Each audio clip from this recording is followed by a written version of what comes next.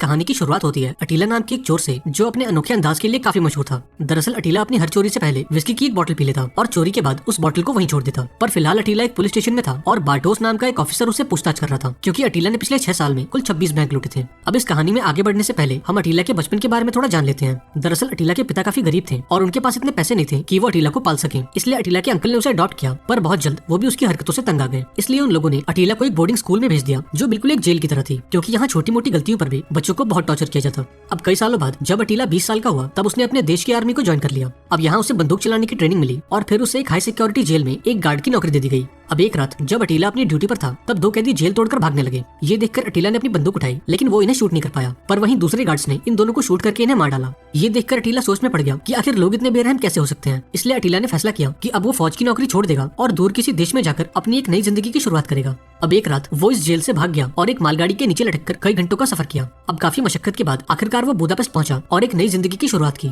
अब अटीला अपना ice hockey खेलने का सपना पूरा करना चाहता था, लेकिन इस नए शहर में ना तो उसके पास रहने की कोई जगह थी और ना ही इतने पैसे। इसलिए अटीला एक स्पोर्ट्स क्लब में साफ सफाई की नौकरी करने लगा ताकि उसे रहने के लिए एक जगह मिल जाए। अब प्रैक्टिस के साथ साथ अटीला उस क्लब की साफ सफाई और बाकी छोटे मोटे काम करता और इसके बदले में उसे कुछ पैसे मिल जाते। अब ऐसे ही दिन गुजरते गए और बहुत जल्द अटीला टीम के बाकी खिलाड़ियों के साथ घुल मिल गया। अब एक दिन जब ये सभी खिलाड़ी एक बार में थे तब अटीला की नजर एक लड़की पर गई और उसे देखते ही अटीला उसे पसंद कर बैठा। इसलिए उसने थोड़ी हिम्मत की और उस लड़की से बात करने पहुंचा। अब बातचीत के दौरान उसे पता चला कि इस लड़की का नाम केटा है। अब धीरे धीरे इन दोनों की बातें बढ़ने लगी और फिर एक दिन अटीला उसे अपने साथ मूवी दिखाने ले गया। लेकिन यहाँ अटीला के पास इतने पैसे भी नहीं थे कि वो केटा को पॉपकॉर्न दिला सके। अब यहाँ केटा भी उसकी मजबूरी समझ गई और उसने खुद पॉपकॉर्न के पैसे दे दिए। अब ये बात अटीला को काफी बुरी लगी और उसने अपने लिए एक अच्छी सी नौकरी ढूंढने का फैसला किया। लेकिन बुदापेस्ट में नौकरी करने के लिए उसे यहाँ की नागरिकता लेनी होगी। इसलिए अगले दिन अटीला एक इमिग्रेशन ऑफिस पहुंचा जहाँ एक ऑफिसर ने उससे उसका गवर्नमेंट आईडी कार्ड मांगा। अब चूंकि अटीला अपने देश से भागकर आया था इसलिए उसके पास कोई आईडी नहीं थी और बिना आईडी कार्ड के बुदापेस्ट की नागरिकता मिलना इम्पॉसिबल था। अब ये सुनकर अटीला का दिल टूट गया क्योंकि वो जानता था कि वो अपना आई कार्ड लेने अपने देश वापस नहीं जा सकता। अब अगले दिन जब अटीला अपने साथियों के साथ जिम में था तब उसने जीरो नाम के एक बंदे को पूरी बात बताई। दरअसल जीरो उसका दोस्त है और उसके अंकल इमिग्रेशन ऑफिस में काम करते हैं। अब यहाँ जीरो कहता है कि तुम कल जाकर मेरे अंकल से मिलो, शायद वो तुम्हारी कुछ हेल्प कर पाए।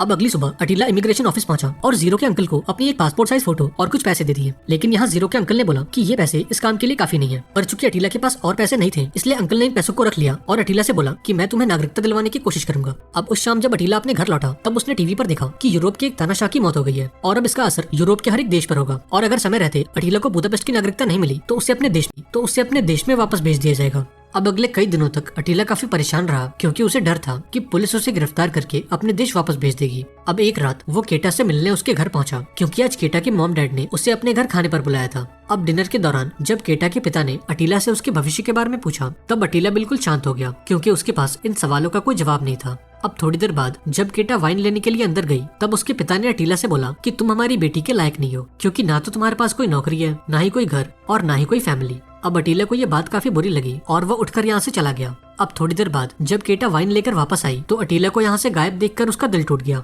अब कुछ दिनों बाद अटीला किसी काम से एक पोस्ट ऑफिस गया और यहाँ उसने देखा कि इस पोस्ट ऑफिस में एक भी गार्ड मौजूद नहीं है और आज पहली बार अटीला के दिमाग में चोरी करने का ख्याल आया। अब उस शाम अटीला बाजार गया और अपना भेस बदलने के लिए एक नकली बालों वाली विग और एक बंदूक खरीद ली। इसके बाद वो अपने घर गया और खुद को एक ऑफिसर के गेटअप में डालने की कोशिश की। अब चोरी से पहले अटीला को काफी घबराहट हो रही थी इसलिए उसने विस्की की एक बोतल पी ली। लेकिन इसके बावजूद भी जब अटीला पोस्ट ऑफिस पहुंचा तब डर के मारे उसके चेहरे का रंग उतरा हुआ था। अब यहाँ उसने बिना समय गवाए काउंटर के उस पार छलांग मारी और वहाँ मौजूद सभी एम्प्लॉयज को गन पॉइंट पर लेकर उन्हें एक कमरे में बंद कर दिया। इसके बाद उसने सभी पैसों को अपने बैग के अंदर डाला और फौरन यहाँ से भाग गया। अब भागते हुए वो एक सुरंग के अंदर गया और अपने विग, अपने जूते और अपने कपड़े उतार कर फेंक दिए। इसके बाद वो अपने घर पहुंचा और जब उसने अपने बैग को खाली किया तो इतने सारे पैसे देखकर उसे अपनी आंखों पर यकीन नहीं हुआ। अब अगले दिन से अटीला की जिंदगी मानो बदल सी गई और वो इन पैसों से ऐश करने लगा। वो 5 स्टार रेस्टोरेंट्स में खाना खाता, महंगे महंगे क्लब्स में जाता और ब्रांडेड कपड़े पहनता। इसके साथ ही उसने अपने दोस्तों का उधार भी चुका दिया और अपने लिए एक शानदार गाड़ी खरीदी।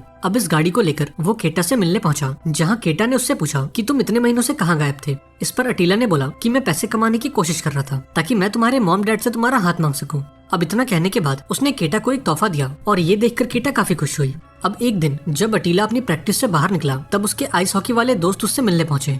अब अटीला की गाड़ी और कपड़े देखकर इन लोगों को समझ नहीं आ रहा था कि आखिर अटीला के पास इतने पैसे आए कहां से। इस पर अटीला ने बताया कि मैंने अपने होम टाउन में कुछ पैसे इन्वेस्ट किए थे और मैंने ये गाड़ी और कपड़े उन्हीं पैसों से लिए हैं।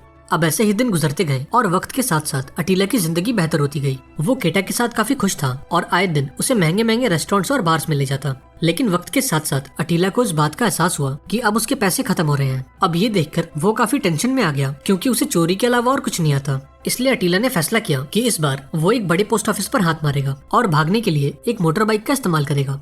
अब प्लान के मुताबिक उसने एक सेकंड हैंड बाइक खरीदी और एक पोस्ट ऑफिस के बाहर चला गया। पर यहाँ उसने ध्यान नहीं दिया कि इस पोस्ट ऑफिस के बाहर एक गार्ड मौजूद है। अब जब अटीला चोरी करके बाहर निकला तब इस गार्ड को उस पर शक हो गया। अब इस गार्ड को देखते ही अटीला काफी डर गया और यहाँ से भागने लगा। लेकिन थोड़ी दूर जाते ही एक गाड़ी ने उसे टक्कर मार दी। पर अटीला ने समय रहते अपनी बाइक उठाई और यहाँ से भागने लगा। लेकिन तमाम कोशिशों के बाद भी इस गार्ड ने उसका पीछा नहीं छोड़ा। अब हार मानकर अटीला उन पैसों के साथ एक नदी में कूद गया और तैरकर यहाँ से बच निकला। लेकिन इस चोरी के बाद अटीला की भूख इतनी बढ़ गई कि उसने लगातार कई बैंक्स लूट लिए क्योंकि वो जानता था कि उसके चुराए हुए पैसे खत्म हो जाएंगे।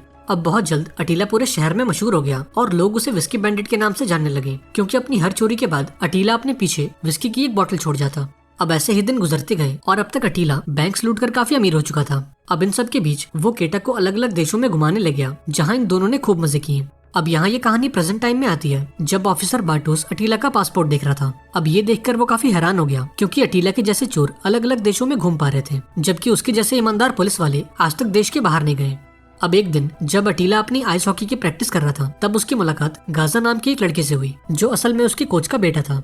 अब अगले दिन अटीला फिर से एक बैंक में गया और अपने काम को अंजाम देकर बड़ी ही सफाई के साथ यहाँ से गायब हो गया। हालांकि इस बार शहर की पुलिस काफी अलर्ट थी इसलिए उन्होंने पूरे शहर में नाकाबंदी कर दी। अब पुलिस से बचने के लिए अटीला एक बिल्डिंग की छत पर चला गया और मामला ठंडा होने तक उसने यहीं रुकने का फैसला किया। अब बैठे बैठे अटीला को नींद आ गई और जब सुबह उसकी आंख खुली तब वो बड़ी सफाई के साथ इस बिल्डिंग से बाहर आ गया। अब ऐसे ही दिन गुजरते गए और वक्त के साथ साथ अटीला पूरे देश में विस्की बैंडिट के नाम से मशहूर हो गया और बहुत जल्द विस्की बैंडिट पर एक फिल्म भी बन गई। लेकिन किसी को भी ये अंदाजा नहीं था कि अटीला ही वो विस्की बैंडिट है। अब एक दिन जब अटीला अपना मैच खेल रहा था तब उसकी लड़ाई सामने वाली टीम से हो गई और उन लोगों ने अटीला को खूब मारा। अब अटीला का साथी होने के नाते गाजा ने उसकी मदद की और इस लड़ाई को शांत किया। अब ये बात अटीला को बहुत पसंद आई और देखते ही देखते इन दोनों में काफी अच्छी दोस्ती भी हो गई।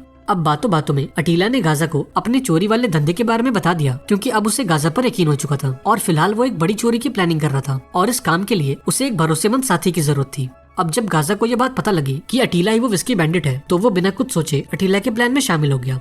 अब कुछ दिनों बाद ये दोनों एक बड़े बैंक को लूटने पहुंचे जहां अटीला ने गाजा को सभी हॉस्टेजेस पर नजर रखने को बोला और खुद बैंक की तिजोरी में जाकर अपने बैग्स में पैसे भरने लगा। अब चोरी के बाद उसने तिजोरी में एक विस्की की बोतल छोड़ दी और गाजा के साथ यहाँ से फरार हो गया। इसके बाद ये दोनों एक बार में पहुंचे और अपनी इस जीत को सेलिब्रेट किया। लेकिन अगले दिन जब अटीला अपने जिम में था तब उसने गाजा को अपने दोस्तों से बात करते हुए देखा। अब यहाँ अटीला को लगा कि शायद गाजा अपने दोस्तों को उस चोरी के बारे में बता रहा है, इसलिए जब ये सभी लोग यहाँ से चले गए तब उसने गाजा से इस बारे में सवाल किया। अब यहाँ गाजा ने उससे बोला कि मैं अपने दोस्तों से एक फिल्म के बारे में बात कर रहा था और मैं इतना पागल नहीं हूँ कि मैं किसी को भी अपनी चोरी के बारे में बताऊँ। अब अटीला ने गाजा की बात मान तो ली लेकिन अगले दिन से वो डर के साए में जीने लगा।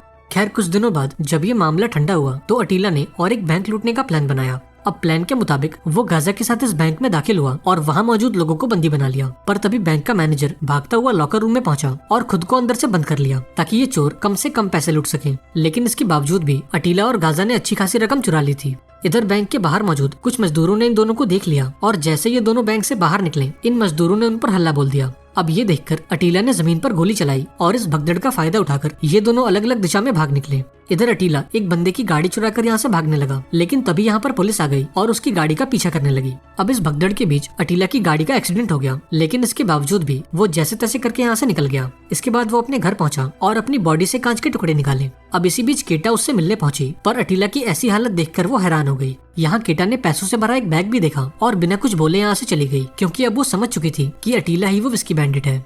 अब ऐसे ही दिन गुजरते गए और कुछ हफ्तों बाद अटीला और गाजा ने अपनी अगली चोरी का प्लान बनाया। लेकिन इस बार अटीला ने पहले ही सोच लिया कि अगर इस चोरी में कुछ गड़बड़ हुई तो उन दोनों को क्या करना है। अब यहाँ उसने गाजा से बोला कि अगर चोरी के दौरान हम में से कोई एक पकड़ा गया तो उसे कम से कम 3 घंटे तक पुलिस से कोई बात नहीं करनी। अब गाजा भी इसके लिए मान गया और फिर ये दोनों अपने काम पर लग गए।